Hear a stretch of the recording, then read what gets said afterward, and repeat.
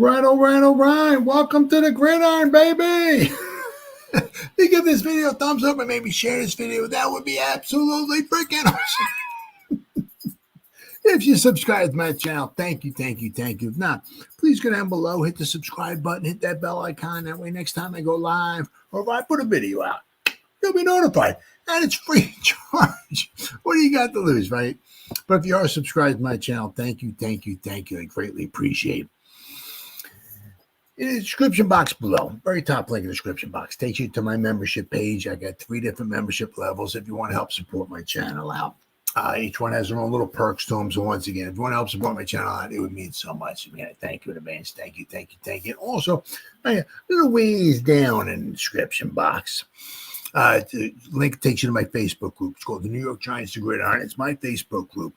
It has over 9,400 members in the group. It's doing simply marvelous, might I add. Basically, if I'm alive and breathing, and if I got internet access, I am putting stuff in this group down there 365. It's called the New York Giants to Gridiron. It's my Facebook group. Please join it. You will not be dissatisfied. I promise.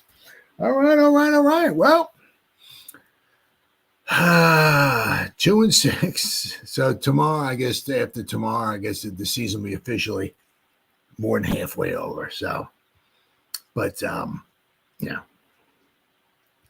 So last night I did the defense, Giants defense versus the Commanders offense, and how we went over, I guess, what do you want to call it? How the Giants just basically could not stop the Commanders last time we played. I mean, they kept them out of the end zone, which was, phenomenal. I mean, if you consider the fact that, how the Commanders, you couldn't stop. Each team basically had 7 possessions. That's like, you got games that had 7 possessions and a half. The whole game, the Giants had 7 possessions. It was like, we just couldn't stop them. They had like 200 yards rushing. They had like 200 yards passing. Just couldn't stop the run. Couldn't stop the pass. Even when we did sack them. Usually a sack is, that's what you like about a sack. The pressure's cool and yada, and all that stuff and everything. But, I had this, it's cool. Yeah, that'll look great and be about. No, but a sack, that's what the guy loses some yardage. Usually that's a drive, it helps be a drive killer. Nope, didn't matter. So the Giants have to do a much better job of, getting the heck off the field. Yeah. So here, the Giants, their offense against the defense. The Giants, you just don't know what you're going to get. Danny Dimes will be in there. Be interesting to see if there'd be a point in time, where they pull the plug. Now, we should have beat the Commanders last time we played them if we actually had a field goal kicker, right? Because you figure at the end of the game, all right, we got down, I think inside in the 20s, somewhere around there. That's when Malik Neighbors dropped the ball, 4th down he's on the sideline. It was like he was around the 10 or 11 yard line, but we were in field goal range there. It was on 4th down. If we actually had a field goal kicker, we could have tried a field goal there. We missed the first extra point attempt because we had our punter, right, trying to kick the extra point. The other 2 we went for 2-point conversions. So if we actually had a field goal kicker, could have kicked extra points, right? So we could have possibly had 3 points on the extra points. We had the field goal at the end of the game if need be, and then of course, let's not forget Singletary. I think he got down. I think he got to a first down. I think down to the 32. I think it was 32, 33. First drive of the second half, and then he fumbles. So even if the Giants, say you got tackled around the 32, if you didn't fumble the ball, and we pick up just say 5 more yards, say it's 4th and 5. Well, we're down to the 27. That's field goal range, baby. So. We left a ton of points on the board, but once again, it is what it is, and it's just the way the Giants' season's going. Whatever can go wrong for the Giants is going to go wrong. It's just what it is. There's like really nothing that goes right for the Giants. Call it player performance, call it luck, call it bad coaching, whatever you want, but it is what it is. Now, the Giants, were certainly able to move the ball against the Commanders, and I don't see why they couldn't do the same here. They got obviously Andrew Thomas won't be blocking, so, but we'll have to see what Daniel Jones what he winds up cooking up. But let's not forget, also, we're at home, right? And played 4 games at home. We've scored 1 touchdown at home. It's like I can't even. It's just like I don't even know. It's hard to grasp that. Really hard to grasp that. You've scored 1 touchdown in 4 games at home. It's just unbelievable, absolutely unbelievable. So you don't know what you're going to get. You don't know. Really, really don't know. But let's see here. The Giants Commanders. What to expect when the Giants have the ball. This is from Nick Filato. He does a very good job. Really detail-oriented. Nick Filato does a fantastic job explaining stuff. Sometimes his stuff is almost too well explained. Sometimes his articles are so long. But he does a fantastic job of breaking this stuff down. So we got the 2-6 Giants going against the 6-2 Commanders. No, that's that. I mean, it's not so much of the Commander. It's just sometimes you got some luck on your side, right? Right. I mean, they could have lost last week, but a Hail Mary, right? They easily could have lost against the Giants. But things are going in their direction, right? Things are not going for the Giants. It is what it is. You can come up with any stat you want. Oh, the Giants are 37th in the EPA on runs in the and I don't give a rat's rear end really about that stuff. It's just things aren't going well for the Giants. Right? Player performance, coaching performance, luck, right? Things aren't going well for the New York Football Giants. And they talk about obviously Commanders scored a miraculous last second, right? Giants, obviously, after this game, have to travel to Germany and play to Carolina. And then after that, they got their bye week. So hopefully, maybe we can get Kayvon back. Right after the bye week, that would be nice. It says this is the second matchup between the two teams. Washington defeated the kickerless Giants in week 2, 21-18. Yeah. It does. It kind of, in a way, does, because this game kind of has all the makings of a trap game for Washington. But then again, you don't know what the Giants are going to do once again because the Giants are at home. Giants score no points at home, so you have no idea what's going to happen here. No idea. I mean, the Commanders just came off of a high last week. They got this game here against a lowly opponent, the Giants, on the road, and then they got to play the Steelers the next week and all. So. Hopefully, they're not looking past this game.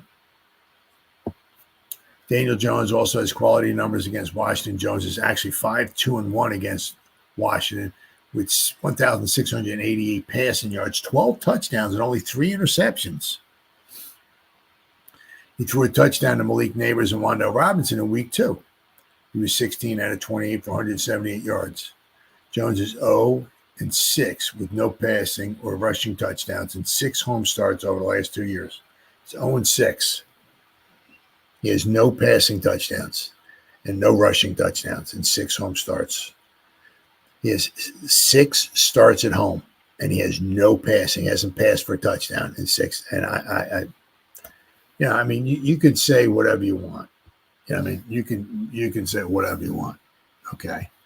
If the guy goes 6 games at home in a row and he hasn't thrown a touchdown pass, I don't care what. It doesn't matter. Don't matter. Yeah. Good quarterbacks will find a way to throw at least a touchdown pass. 6 games in a row with no touchdown pass. He even hasn't rushed for a touchdown, no pass, nothing. So the Giants have to do whatever they have to do to get a quarterback next year. Problem is, there's going to be a lot of team quarterback needy teams in front of the Giants, unfortunately. So Giants, it's going to be interesting. It's going to be an interesting draft. Where the Giants wind up picking, how far up they have to jump, and all that. Are they going to jump? They're going to let somebody fall to them or whatever. But Giants need a quarterback. I mean,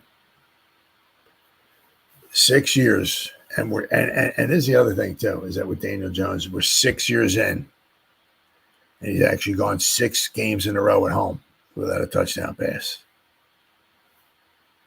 I mean, dude, I don't care if you got a bunch of kindergartners blocking for you, and you got a bunch of kindergartners running pass routes for you.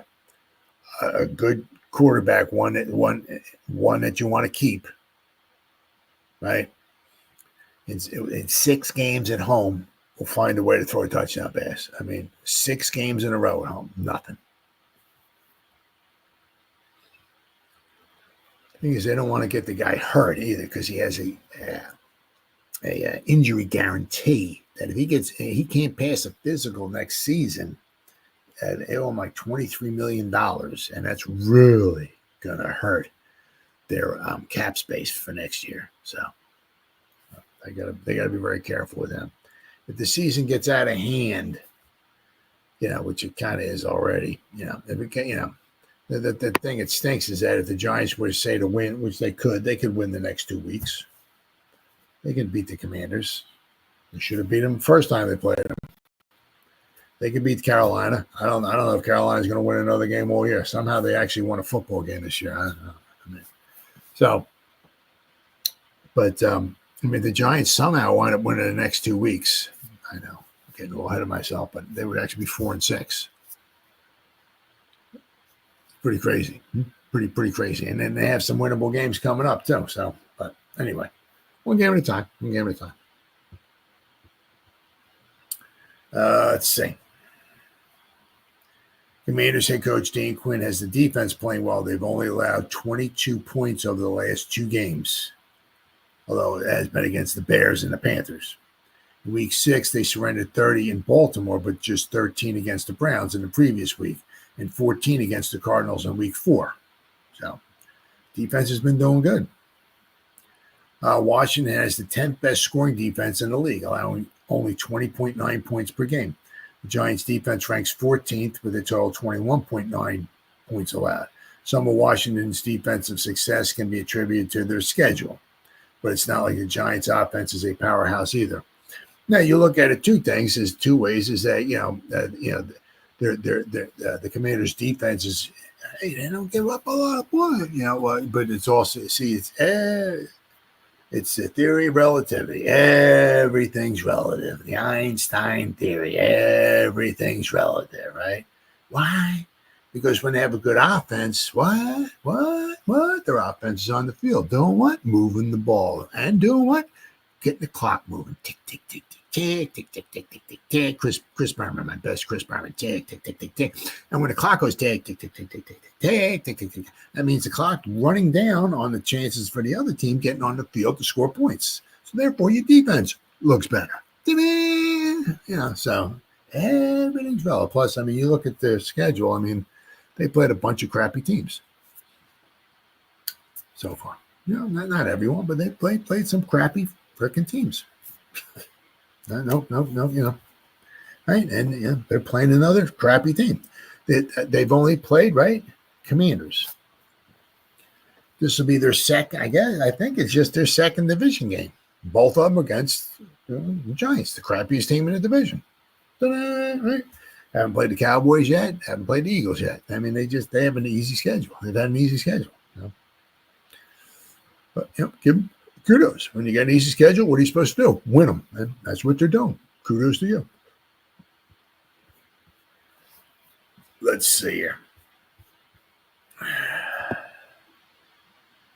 Commanders rank 13th in yards allowed per game, but once again, they only give up 30. But when your offense is on the field so much, like they were against the Giants, walking up and down the field, the other team's offense is on the sideline, not gaining any yards or not scoring any points.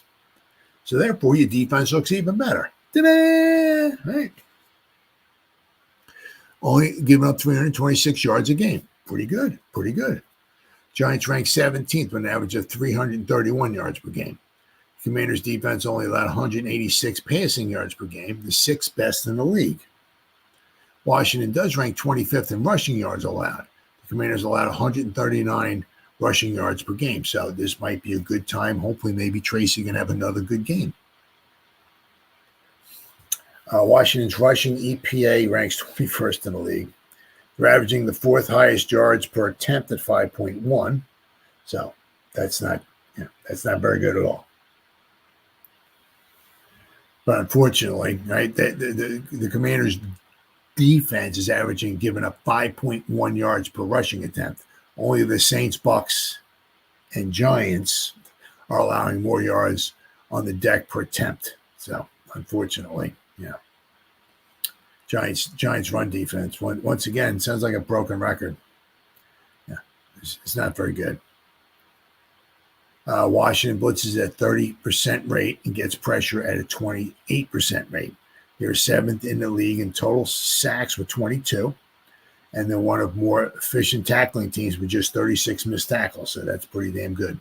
I think the Giants missed, I think it was like 16 tackles, I think it was last week. I mean, so very solid team, very solid defense. Let's see, they have three defenders with over 20 pressures. Dante Fowler Jr. leads the team with 24. Dorrance Armstrong is 23. And Deron Payne has 23.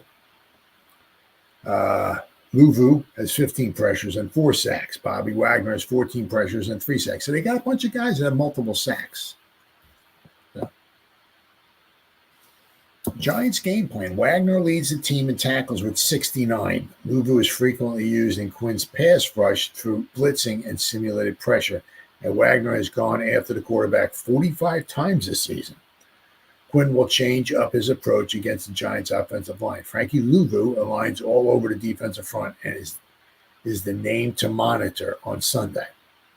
Giants' game plan in week 2 was simple. Run the ball, establish double teams up front, pound the rock with a duo attack. Incorporate some trap wham to hinder the penetration and punishment the slanting defensive line. Right? Use a successful rushing attack to open up the play action passing attack and take shots when middle of the field looks are available. So, Commanders will match that package with a nickel, bringing their nickel package onto the field. The offense can attack, and they will attempt to mismatch against Malik Neighbors. So the starting cornerbacks are solid assets. Now, Benjamin St. Juice did not play, I don't think, last time when these two teams met. So he will be playing this time now. Let's see. Neighbors got the best of the latter last game, but St. Juice was in solid coverage on many catches, including, I guess he was. I thought there was something wrong with him, though, St. Jude. I thought he was injured a little bit. I thought there was something wrong with him last time. Maybe it wasn't him. Maybe there was somebody else. Maybe there was another one of their cornerbacks was injured. Maybe I'm thinking of somebody else. Johnny Newton, the rookie second-round pick out of Illinois, had a breakout game against the Bears. 7 pressures, 3 hits, a sack, and a stop. He played 12 snaps in week 2. His first NFL action after recovering from off-season foot surgery. Payne, Allen, and Newton would make a great trio on the defensive line, but Jonathan Allen is out with a torn pectoral. This has led to more snaps for other players on their team. New York ran the football on the road when Allen was healthy, so running the football should again be the foundation of the offensive approach. But once again, right, Thomas is not there, so he's our main guy, and he's not going to be there. So doesn't mean we can't run the ball. It's going to be a little bit more difficult this time. Get Daniel Jones comfortable and in rhythm with the rushing attack. Tyrone Tracy Jr. practiced in a red non-contact jersey on Thursday a sign of progression in the concussion protocol. It's not sure, but his outlook seems bright on Sunday. I think he's supposed to be playing. Washington will use a lot of soft leverage on the outside in coverage 3 and cover 4. The Giants can take a page out of Cliff Kingsbury's playbook and throw into that leverage until the defensive cheats down. A possible double move could be used to catch an aggressive defense the Giants can successfully connect in a quick game. This is a classic trap game for the Commanders. They're on the road against a divisional foe who played them well earlier in the season, and they're coming off an emotional Hail Mary victory against the Bears. He said, I'm unsure how to quantify this, but Jones also performs better against the Commanders for some reason. New York at least looked competent against the Steelers on Monday Night Football, but it was Monday Night Football, so the Giants are on a short week. And they're set to go to Germany for next week's game. Yes, the Giants are wildly uninspiring at home, but I expect them to pull off this upset victory. Ooh, so Nick Falato. He thinks the Giants might just might pull off the upset victory. So we'll have to wait and see it. Yeah, I mean, once again, every week is different. I get it, and all that stuff and everything. Every week is different. That certainly does not mean that because the Giants haven't scored at home doesn't mean they're due for a breakout. So they played the Commanders very well in Washington. They should have won that game. Of course, they didn't. Right? But it's going to be interesting. Can they actually stop the Commanders? Right? We don't want to once again give up 7 field goals. We don't want the Commanders just walking up and down the field. We're going to have to stop them, but we're also going to have to move the ball too, which also includes scoring touchdowns, which was something we were able to do last time. But let's hope we can score some touchdowns this time, because we've played 4 games at home and we've scored 1 touchdown. I mean, in this modern NFL, it's just hard to grasp that, and that's at home too. It's really, really hard to grasp that concept. So, what the Giants are going to do on offense tomorrow. But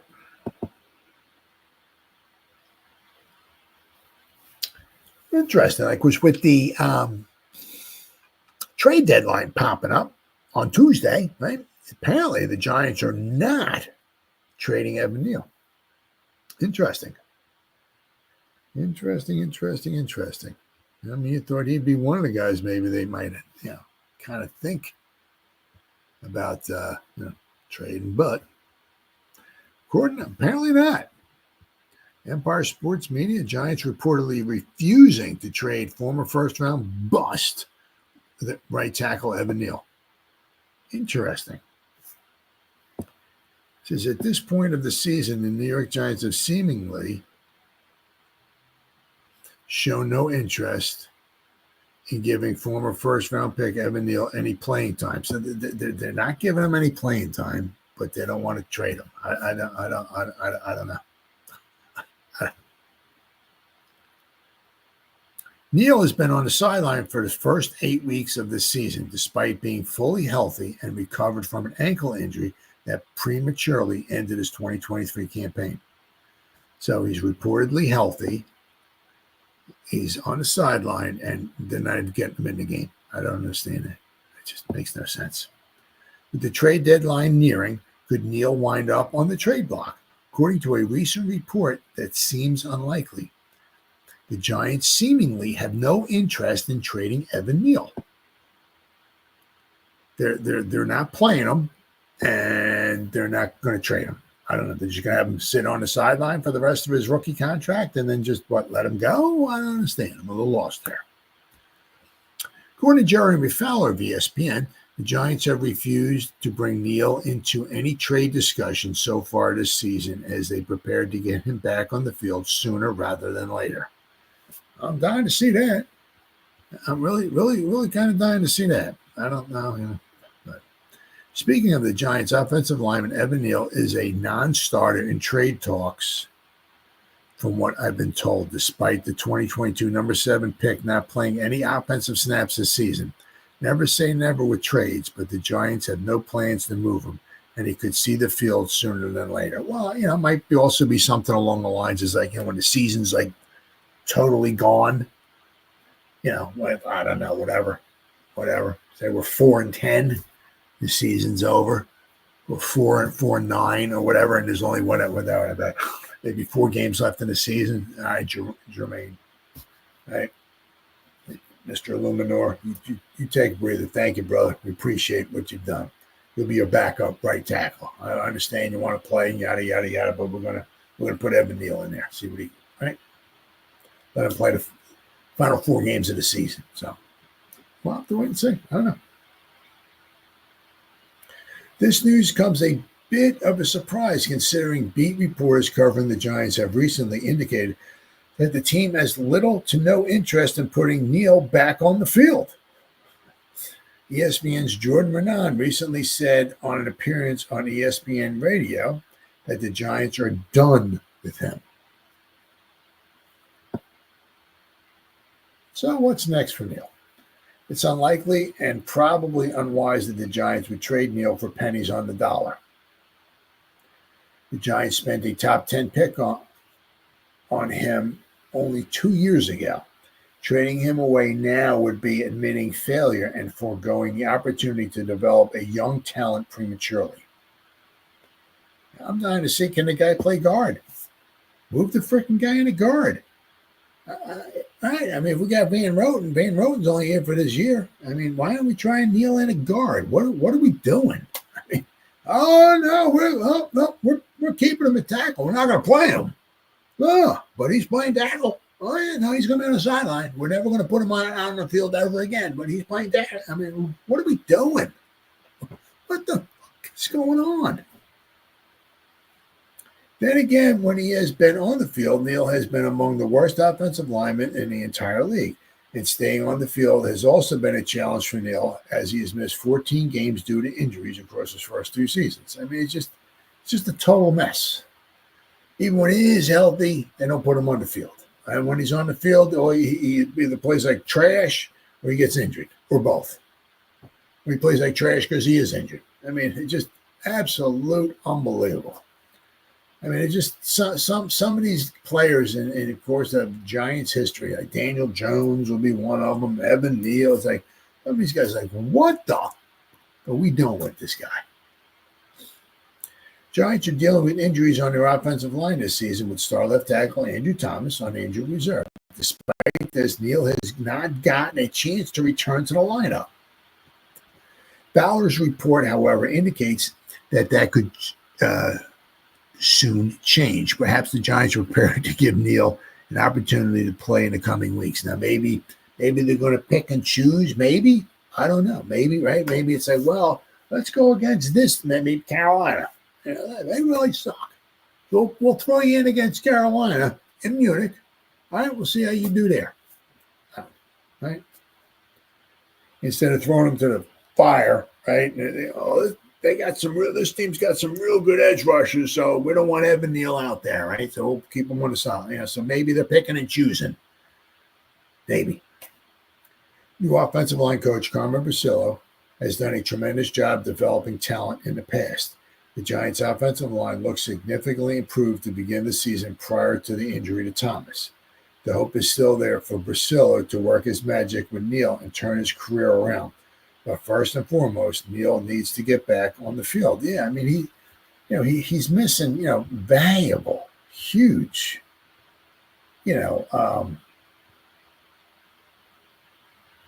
snaps. These snaps are just, huge. He's missing. I mean, he's healthy, we think, and he's on a. He hasn't even had any special team snaps. What? You don't want him on the field to block for a field goal opportunity, or what are we doing? Wow, I don't know, man. Just some of these things just really head scratchers. Far be it from me to I know what's best for the team. Of course I don't. I mean, I don't know what's going on and all that, but some of it's just like, what the f are we doing? I mean, you don't even want the guy in the field at all. I mean, I don't know. And I think, right now, if they were to trade him, it'd certainly be, they'd be lucky to get a bag of Doritos for the guy right now. I mean, that would be, I mean, it's also like what we did with Isaiah Simmons, right? In the draft, and we gave up, I think it was a 7th round pick to get him. I mean, it's like, and the dude's certainly got some good talent. It's just, you can't, I don't know, just have a hard time finding a role for the guy, except for other than special teams, right?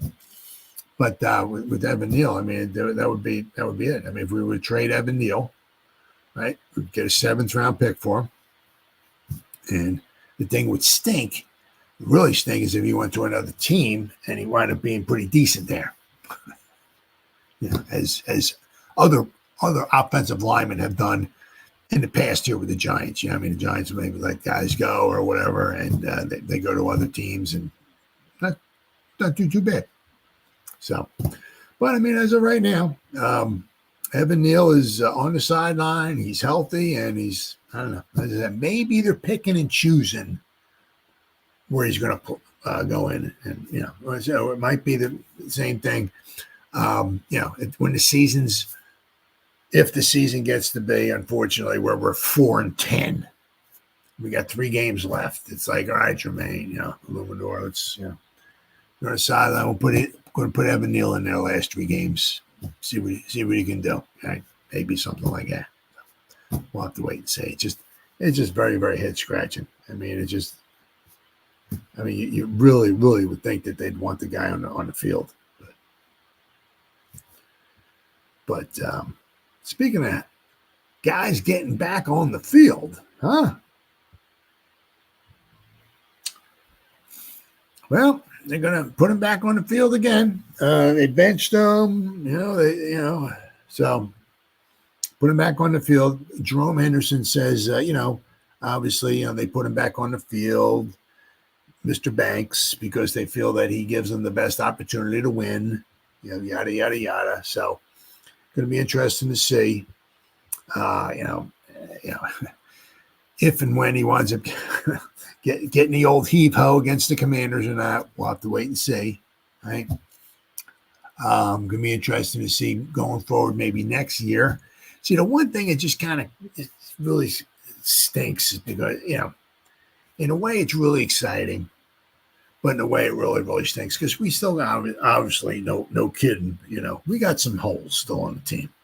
And I said, next year will be so nice because in the draft, right? If we wanted to draft somebody, maybe move Banks over to cornerback number 2, right? Maybe we have to keep Phillips in the slot, move Banks over to cornerback number 2, maybe draft another cornerback in the first round, right? Maybe, I said, move Banks over, right? We could probably use another wide receiver threat, especially if we lose Slayton and if Hyatt can't make it on the field. We really could use a nice defensive tackle next to Sexy. So between free agency, right, because we'll have some cap space next year, and the draft, we could obviously fill up a few of those holes, right? The one thing is, unfortunately, is that, Daniel Jones is probably going to be gone, so we're going to need another quarterback. And, how are we going to get our hands on a quarterback next season? Do they have visions of getting is there a free agent out there, that they have their eyes on, or, you don't know if they're going to be able to jump up into the top 5 and grab a quarterback or what, you don't know.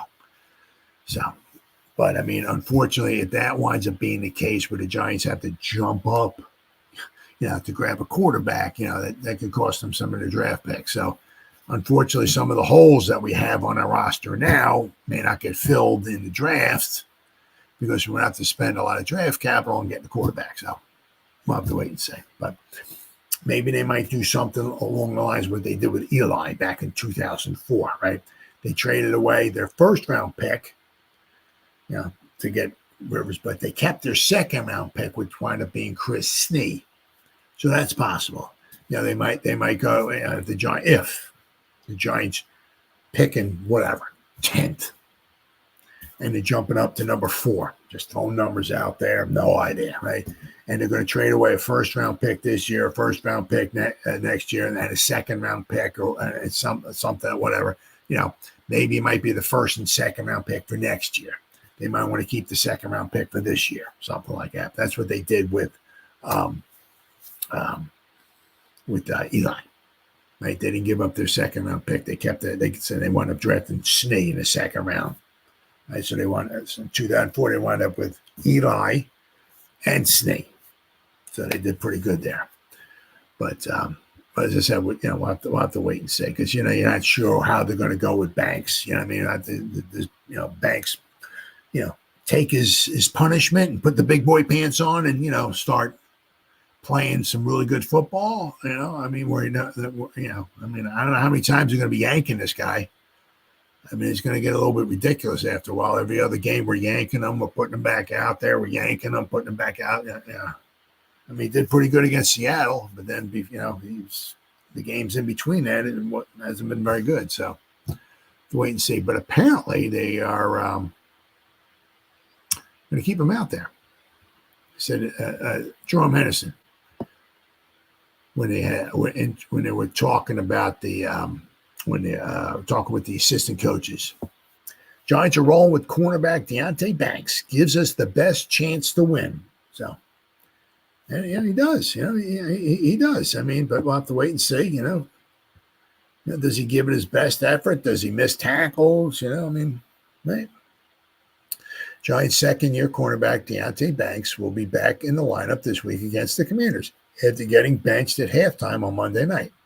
Banks was once again cited for a substandard effort by the coaching staff, who made a decision to replace the 2023 first-round pick with Greg Stroman, oh my goodness, for the remainder of the game. I think he'll be ready to go, head coach Brian Daboll said.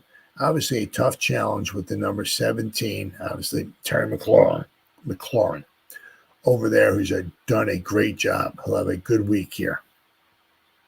Oh, yeah. Let's see here. Giants defensive backfield coach Jerome Henderson told reporters on Friday that he thinks Banks has hopefully gotten the message from the benching. So we'll have to wait and see. Because we think he gives us the best chance to win, Henderson said when asked why the Giants are going back to Banks this week. Otherwise, why would we not start him? Hopefully he got the message from the Pittsburgh game and we've moved on. We're going to give him a chance to go out and show the player that he is. Banks will be charged with traveling with McLaurin again this week. He got the better of the Washington Star in first meeting, holding him to 22 yards on 6 receptions. Guy didn't even average 4 yards a catch. So, and once again, Banks can be really good, right?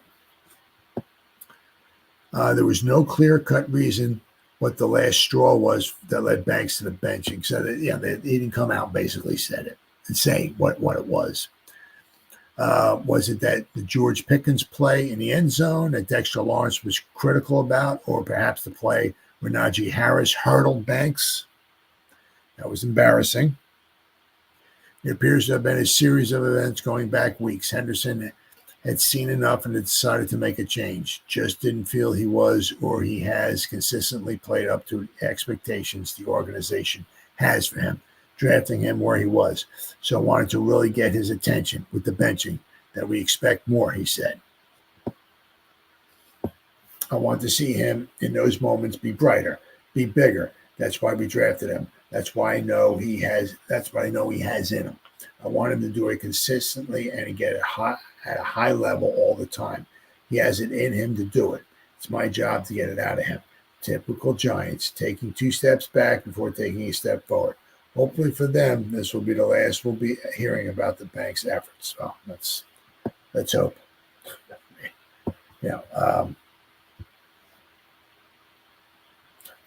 Who knows?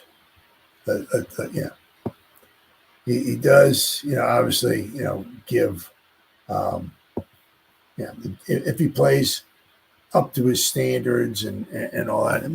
He's had some good moments. He's had some good games. He did very well against Seattle. But, nothing can be given to him. Right? He has to go out there and earn it. And so we'll have to wait and see. But I mean, it's how many times are you going to bench the guy? And also it's kind of like the boy who cried wolf. If you keep benching him, okay. But if you keep putting him back on the field, it's I mean, you bench him after halfway through the game and he doesn't play the rest of the game. I'm sure that pisses him off. But he's like, I'll be back on the field next week. Why? Because I give him the best chance to win. And so, I mean, somewhere along the line, you bench him. It's like, well, I'm sorry, pal. There's the bench. Maybe we'll see you next year. Right? You want to start playing football? We'll see you next year. Yeah, but don't plan on playing anymore this year. I mean, so somewhere along the line, if you bench a guy, it has to be, for good. You just can't bench him and put him back out, bench him and put him back out. But, so we'll have to wait and see. Not exactly sure, what it is. If it's just a lack of effort, the bad tackling. But, when Sexy Dexy goes out of his way and says something, that's not a very good sign. That's not a very good sign at all. Then it also says all eyes this week will be on. There's another one here. Yeah, I mean, it's just, I mean, the Giants have just, I mean, the past, whatever it's been, from 16 to 23, whatever that, 8 years or whatever. I mean, we drafted cornerbacks in the first round, and right. The Giants, at least in recent years, have a problem with first-round cornerbacks. I don't know. It is amazing, really is. Right. So you go back to Eli, the head case, Eli Apple, the 10th overall pick in the 2016 draft, who was benched and suspended during the 2017 season for both poor performance and detrimental conduct, and lasted only 3 seasons with the franchise. There was the alleged criminal that was DeAndre Baker, the 30th overall pick in 2019, who was cut after 1 season following charges for multiple felonies. And now there is the enigma that is Deonte Banks, who has had up and down 2 seasons since becoming the 24th, I think it was the 25th, well, whatever, overall pick last year. Giants benched him during the second quarter of last Monday's 26-18 loss against Pittsburgh, although it's unclear exactly why. Let's see. Brian Daboll said, just thought during that series we needed a little bit more, head coach Brian Daboll said. Had a conversation with him, and we went with the other guys. Banks displayed a clear lack of effort on plays against the Cowboys and Eagles in the previous 3 weeks. Yet Daboll refused to publicly criticize Banks and continued to insert him into the starting lineup. So it was puzzling that the week where Daboll finally decided to make a drastic move in the game with Banks, he did so essentially with no transparency. Banks' final snap against Pittsburgh resulted in the University of Maryland product making a big hit on Pickens to prevent the wide receiver landing both feet in bounds, forcing the Steelers to kick a field goal. So he had that, and then the next play, you take him out of the game. Right? Banks said they took me out because of missed tackles, who then clarified that it was a combination of effort and technique issues. So we'll have to wait and see. He did have a poor tackle attempt on a third down catch by Pickens earlier in the drive, but none of Banks' snaps appeared to be egregious as what transpired in previous games. Still, it was enough for the Giants to turn to practice squad corner Greg Stroman for the rest of the game. I mean, that's embarrassing. I mean, whew. Defensive tackle Sexy Dexy, who was screaming at members of the Giants secondary during the game, later said he took issue with Banks' effort on the near touchdown, but would keep encouraging the 23-year-old. I think I'm a little frustrated because we're a good team and we keep beating ourselves, Lawrence said. We can't have that, and I addressed it. We've just got to mentally focus and be locked in on every play, not just plays here and there. So we'll have to wait and see on that one. But I mean, somewhere along the line, one of these times you bench the guy, it's got to be, for basically for good. So we'll have to wait and see. Hopefully, I mean, the guy, he can play, but it's got to be on a consistent basis. I mean, if you're going to take time off, you do that after the game's over, when you're at home and you're watching Netflix. That's when you take some time off. You don't take time off during the game. It's just not happening. Yeah. Even Jerome Henderson said the same thing. He said, Jerome said Jerome was, wanted the guy too. He was one of the guys, Wink wanted him too. But Jerome, I think he said Jerome met him before they drafted him and all that. It was oh yeah, guy, good guy. I'd love to have him. And also, Jerome was kind of also saying in a way, not only has Banks failed, but Jerome has failed too, because I'm the coach. I'm supposed to get the best out of him, and we're not. So that's also on me too. So he might have failed, but I failed too. So we'll have to wait and see. So let's keep your fingers crossed, because I mean, it's just you spend these. High pick on a cornerback, and we got him benched. We picked number 7 on an offensive tackle, and he's freaking benched. It's like, my God, it's just All right. Well, somebody's in the news here. What's what is that? That was also, I think, the Cardinals too, calling up on Aziz. So, I mean, some guys, some teams, need edge rushers. And, the guy's played in all 8 games, but he's only started in 3. But he has 6 sacks. I mean, his guy's looking like, I'm telling you what, these games, and, obviously Aziz ain't no dummy. This is a contract year for him. It's like, he's like, man, you know what? If I can go out and get double-digit sacks, because if he goes out and he only gets 3 sacks this season, what's he going to get offered? I'm not saying if he gets 12 sacks, somebody's going to offer him $74 million a year. Not saying that, but if he goes out and gets 3 sacks, what's somebody going to get? Maybe 5 million, 6, 7, 8 million, whatever. Just throwing. But man, if he can go out there and look really good, right? Come out with 12. I mean, he's halfway through the season. He has 6 sacks. Right? I mean, he could, if he keeps it up, I mean, he can easily have double digits. I mean, so if he comes through this season, he has to take 10, 11 sacks. I mean, instead of only getting 4, 5, or 6 million, I mean, he's looking at least double digits, from somebody. Right? I mean, he's coming away with 10, 11 sacks this season. Oh yeah, he ain't no dummy. It's a contract year. So probably, unfortunately, won't be with the Giants, even if the Giants wanted to bring him back. I mean, even if the Giants offered him the same amount of money, or maybe even a little bit more than somebody else. I mean, they possibly could, if they get rid of Daniel Jones. They'll have some money, and that would give us a wonderful threesome of edge rushers, which is fantastic, which is really something you need. The problem is easy to be like, I know, I love you guys in New York, yada, yada, yada, this, that, and nothing, but Atlanta said I'm going to be a starter. I don't want to play. I don't want to play just 20 snaps like I'm doing. Because with the healthy Kayvon and a healthy Burns out there, I'm playing 20, 25 snaps a game. And I want more. I want at least 50.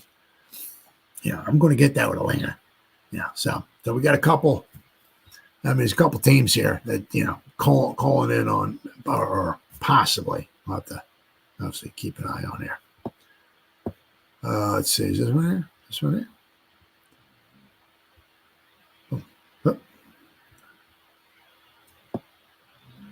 Damn. Cardinals have called the Giants about Azeez Ojulari. The Cardinals. There you go. Giants aren't expected to be buyers come in the NFL trade deadline on Tuesday, but they might be sellers if the price is right. Mike Garafolo of the NFL Network said recently that the Giants general manager would have to get blown away by an offer to part with 2 of his top impending free agents, outside linebacker Azeez Ojulari and wide receiver Darius Slade. Many teams in need of a wide receiver have likely already made their moves in recent weeks. and quite a few of them have already, right? Buffalo got Amari Cooper. Kansas City traded for D-Hop. Jets got Devontae Adams. This week, the Ravens landed Johnson. Slayton has basically run out of teams. So, run out of teams in need of his services. So, quite possibly, Slayton will be finishing out this season with the Giants, it seems like. But Ojulari, the former second-round pick, has been off and injured the past 2 years, and he has 6 sacks to his credit this year as he reasserts himself as a top pass rusher. That has not gone unnoticed by the Giants or the rest of the NFL. The Athletics' Deanna Rossini is reporting that there are several teams seeking an edge rusher, and with Ojulari in the final year of his rookie deal, is an attractive mid-season option. Let's see. It's known about the league that the New York Giants, sitting in last place, are shopping young edge rusher Azeez Ojulari. Teams that are keeping an eye on he's only 24 years old, though, include the Falcons, the Cardinals, and the Bengals. Giants are already paying Brian Burns and spent the top 5 pick on Kayvon. So with Ojulari sent to free agency after the season, General Manager Joe Schoen is trying to get something in return for him now. Rossini adds that the Arizona Cardinals have reached out to the Giants about Ojulari. The Giants and the Titans, the Giants with Ojulari and the Titans with Arden T have taken calls from the Cardinals. One team not listed is the Detroit Lions. They recently lost, obviously, Aiden Hutchinson for the season, but may be looking for more of a hand-in-the-dirt type player. So that's a possibility. But we got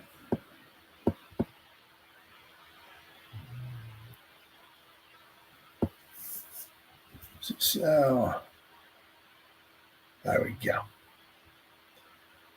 New York Giants, Azeez Ojulari sent Atlanta Falcons lifeline ahead of the trade deadline. Interesting. Atlanta Falcons are reportedly in pursuit of pass rushers. It just goes to show you, right? I mean, how much they need pass rusher, the Falcons. I mean, their defense has always been subpar. With them, for the longest time, it's always been offense, offense, offense. I mean, with the Falcons. I mean, it's like the defense is like, well, we'll just outscore everybody. Their defense is really, for a long time, just been sad, really sad. But Atlanta's keeping an eye on Azeez Ojulari, according to Athletics' Deanna Rossini. Ojulari has 6 sacks and 7 quarterback hits in 8 games this season. And he's only started 3 games now. The Atlanta Falcons have 6 sacks in 8 games this season. The whole team has 6 sacks. 24-year-old has started 3 contests for the Giants this season, collecting 24 tackles and 6 tackles for loss.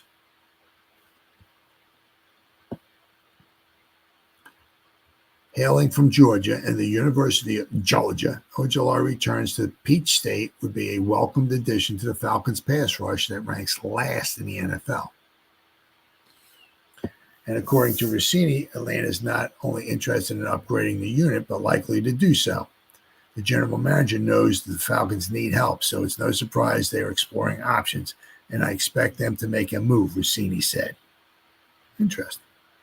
Rossini's report supports that a Bleacher Report NFL insider, James Palmer, who said earlier this week the Falcons are exploring options to help their pass rush. I wouldn't be surprised if Atlanta lands an edge, Palmer said. They are in the market looking for another piece because they know that they're where they're at right now. Keep an eye on them still looking at edge rushers. They're already made one move right before the start of the season. I wouldn't be surprised if they went and made another. Ojulari may be the answer, and his interest around the league is growing, according to Jerry McFarland. Oh, absolutely. I mean, he's picking every. I mean, he went in there starting for Kayvon, and he just keeps picking up sacks. As teams grow unwilling to meet the price needed for other defensive ends, such as Cleveland Browns, Zadarius Smith, Ojolari's stock is rising. Giants pass rusher Azeez Ojolari's name has heated up in recent days, Fowler wrote. Teams have had him as a fringe option.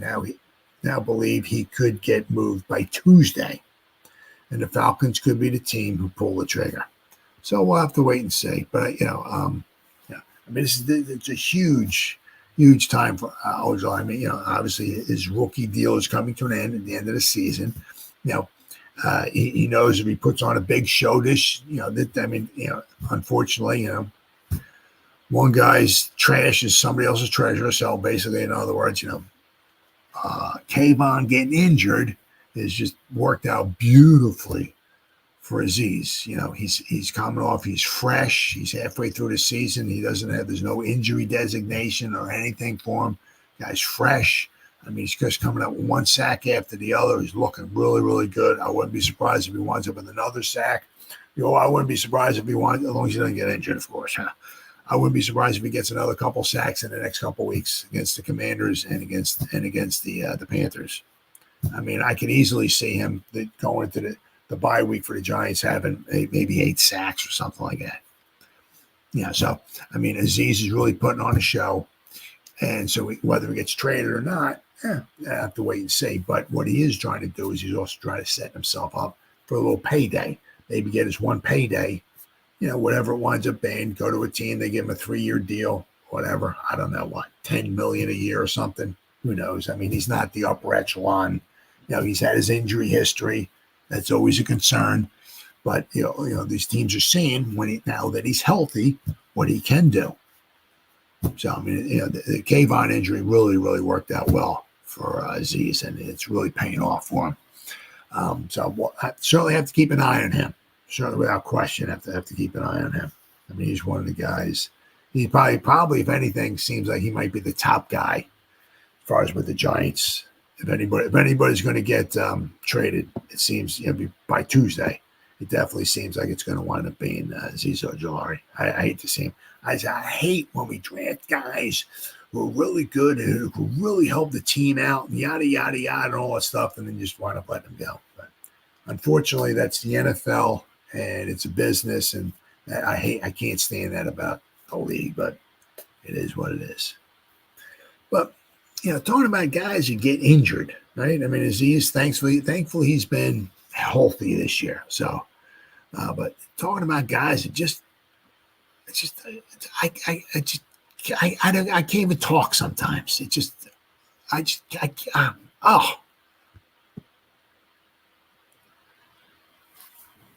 just can't. It's unbelievable. Absolutely unbelievable. I mean, every week we're losing another kicker. It's like, what the is going on?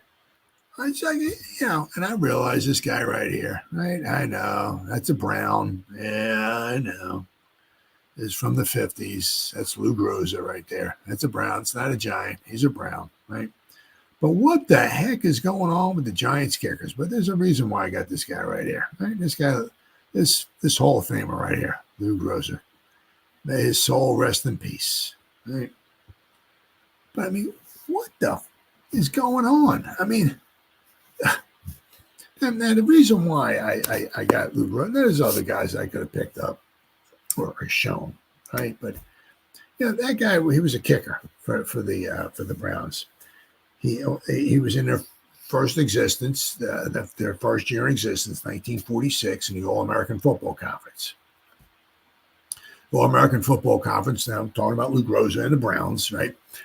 All-American Football Conference was around for 4 years, 1946, 47, 48, and 49. So 1950, the Browns joined the NFL.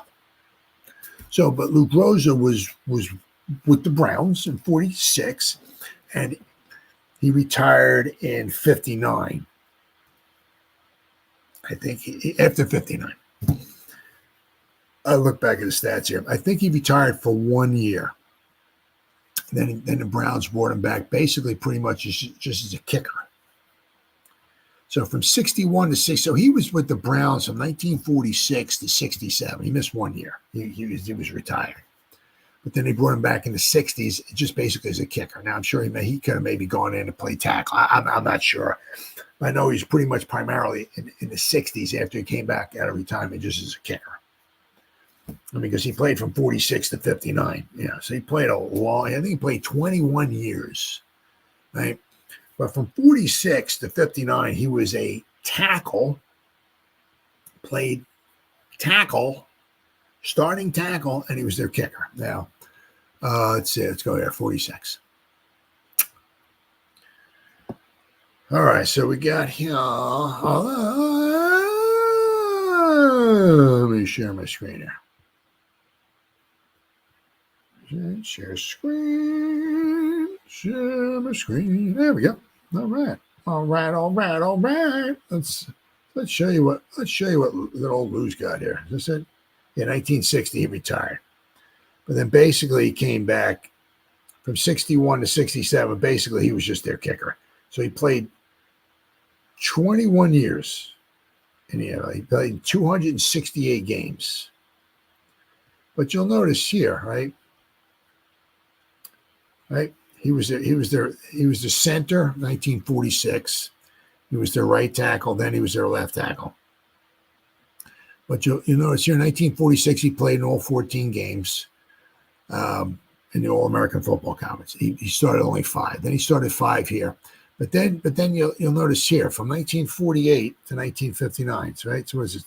12 years? 1, 2, 3, 4, 6, 7, 8, 9, 10, 11, 12. Yeah. So his land is these 12 years from 48 to 59. He missed 2 games. He missed 2 games in 1950. Because in 48, whatever the reason was, they played 14 games. 1949, I looked, they played 12 games in the All-American Football Conference. So he missed no games here. And in the 50s, they didn't start playing in 1960, they played 12 games too. But in the 50s, when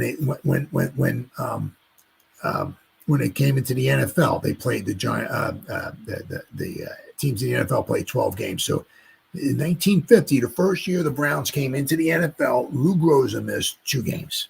But 51, played every game. 52, 53, right? 51 to 59, 9 straight seasons he played tackle. Didn't miss a game. And he was their kicker. So you see over here.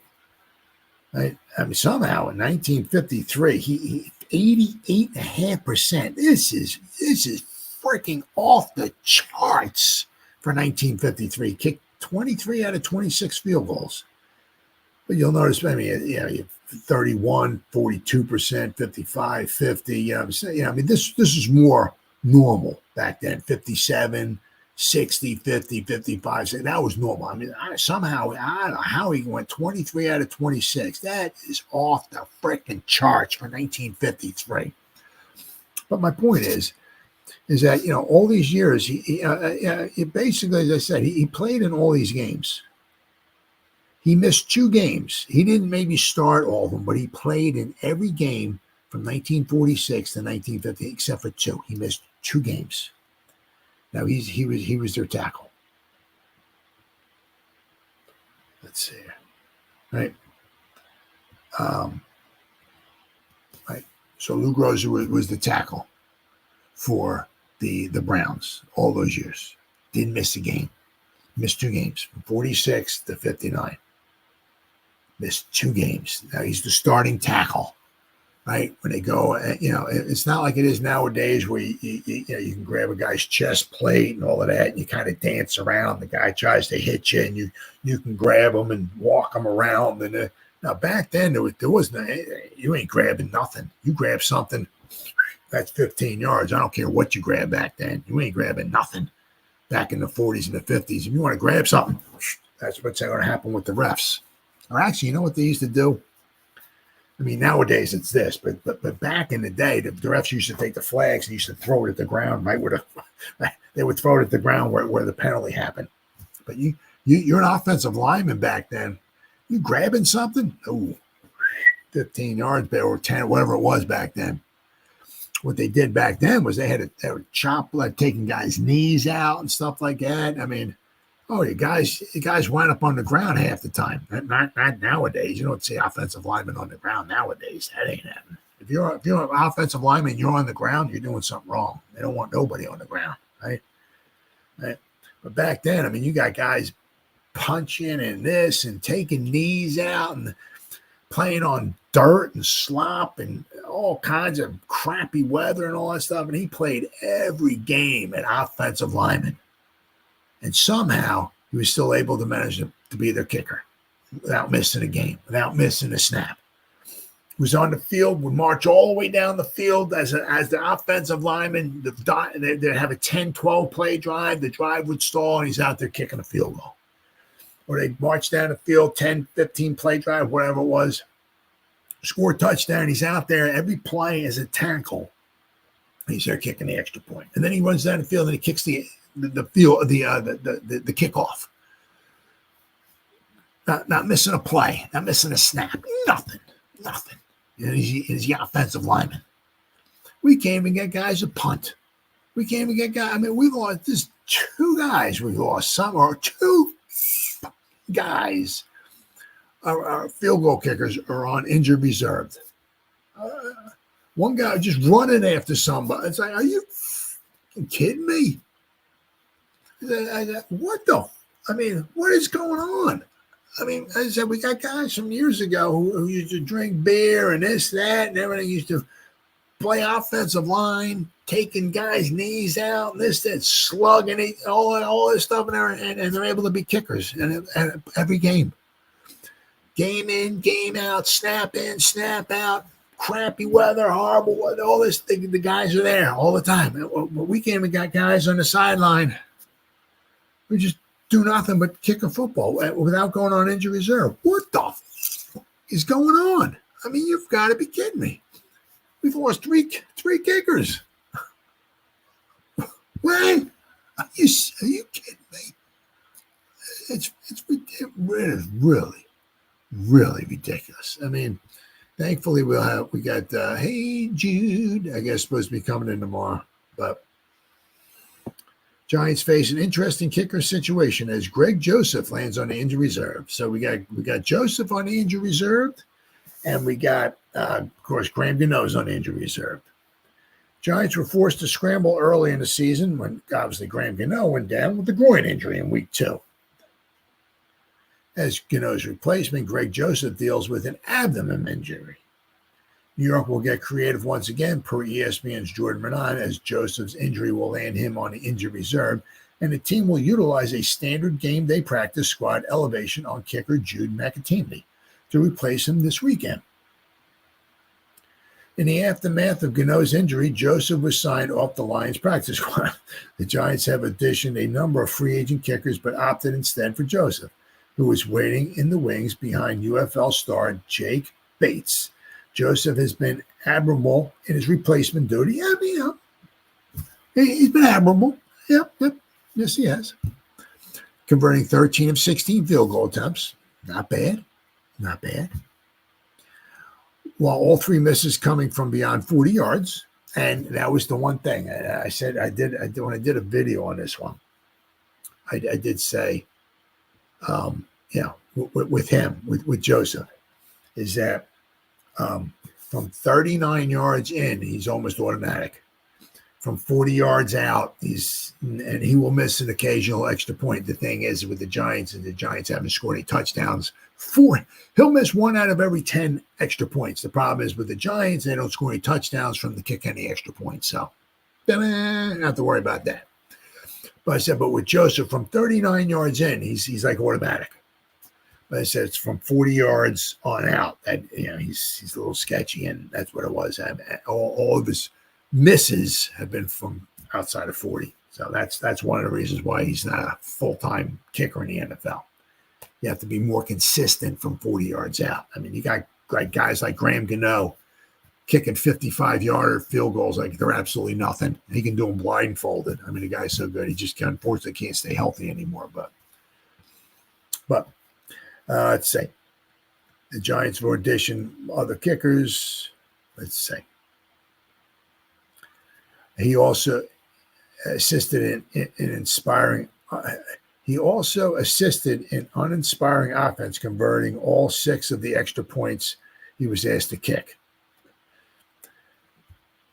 New York had ruled out Joseph for Sunday's game with the injury to his abdomen already, but placing him on IR means that he'll miss at least 3 additional contests. The Giants are not going external once again to fill their newly vacant kicker position, instead choosing to elevate the practice squad kicker Mcatamney. He seemingly was not prepared to step up in week 3, but the Giants will trust him to debut in the NFL on Sunday. Mcatamney is a former Gaelic football player from Northern Ireland. How freaking cool is that? After gaining an interest in American football, Mcatamney trained with Pro Kick Australia and moved to America to play at Chowan University and Rutgers. He made 12 of 18 field goal attempts for the Scarlet Knights with a long of 49 yards and converted 23 of 24 extra points. As a native Irishman, Mcatamney qualified for the NFL's international roster exemption, allowing him to be on the Giants practice squad without counting towards the 16-man roster practice squad limit. So that's cool. Joining Mcatamney from the practice squad on Sunday will be outside linebacker Toman Fox, who is not being elevated but signed to the active roster to fill the roster spot vacated by Joseph. Filling Fox's spot on the practice squad is versatile fullback tight end Jakob. He's back. Jakob Johnson, who rejoins the team after being released on Wednesday. So that's pretty cool. That's pretty cool. So, but I mean, it is unbelievable. I just can't. I have such a heart that these guys do nothing but kick a ball, and they can't even kick a ball without getting injured. It's just unbelievable. And I just think back in the day, I said, like on this thumbnail, I got Lou Groza there, Hall of Famer.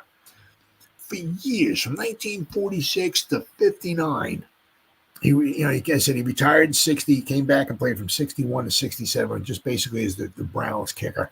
But from 46 to 59, he was their offensive lineman. Then he missed 2 games, right?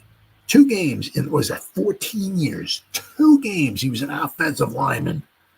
Getting knocked to the ground, taking guys' knees out. Guys were probably taking his knees out and ankles and slugging each other and playing in dirt and crap and mud and rain and sleet and snow and ice and all this crap. Driving down the field as an offensive lineman, then they got to kick a field goal and he's ready to kick a field goal. Then he runs down the field and he kicks off. Then he goes on the sideline, waits for the Browns to get the ball back. He runs back on the field, and he's a tackle, blocking and punching and slugging and kicks a field goal, then kicks off, runs on the sideline, comes back, waits to go back on, goes back out on the field. He's blocking and punching and kicking, taking these out. Every game, every snap, every year, this. Lou Groza's out there all the time, kicking. And we can't even get a guy standing on the sideline drinking Kool-Aid without pulling an abdomen. What the is going on? It is unbelievable. Absolutely unbelievable. It is just, oh my God, I can't even freaking talk sometimes. I'm freaking out of breath now. But, so, needless to say, it's a big game for the Giants. 2-6, you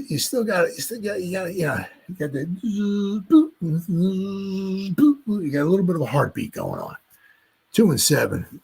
We're red line. You can go there and try to jumpstart the heart back. But if we can go 3-6, I mean, you think if we can go 3-6, and we're playing the Panthers, right? In Munich, and then we got a bye week. Maybe we get Thibodeau back and whatever. Right? Maybe get some guys healthy. Certainly not saying we're going to go on a Super Bowl run, but hey, if we're 4-6, things will be looking a lot brighter. But if we wind up losing against the Commanders and we go 2-7 once again, it's and you just don't know what you're going to get. You just don't know. We're at home. We should be doing good, right? But we can't score a touchdown.